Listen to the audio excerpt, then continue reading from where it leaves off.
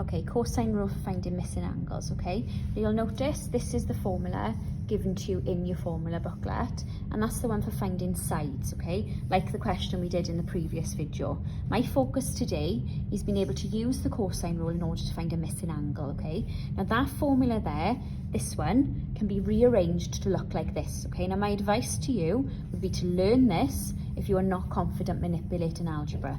Learn this formula for angles to do with cosine. You will not be provided with that in an exam. You will only be given this version. So if you need to find an angle, my advice is to use this, okay? So we're going to focus on this question today, being able to find angles using cosine. So if we think about A, that tells you which angle is missing. So that's got to be A. Little a is found opposite it, and B and C don't matter which way round you put them, okay?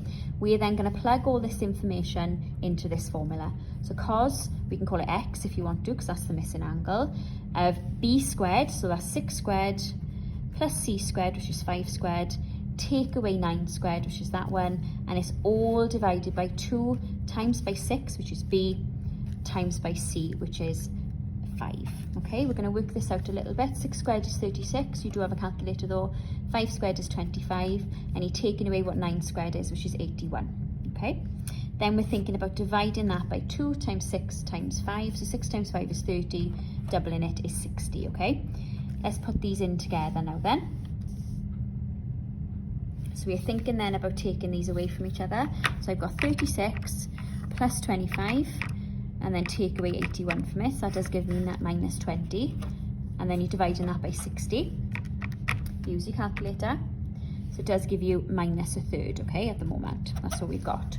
Now we want to take the cos away from this side so I can get x on its own, okay? So when we do that in maths, we know it goes to an inverse, a negative, and that's what we're checking in the calculator, okay? So I've got x equal to cos minus 1 of minus a third, which is what we worked out. So shift cos and minus 1 divided by 3, close your bracket and press equals, okay? And that gives us 109.47 to 2 decimal places. That's what I'll round it to.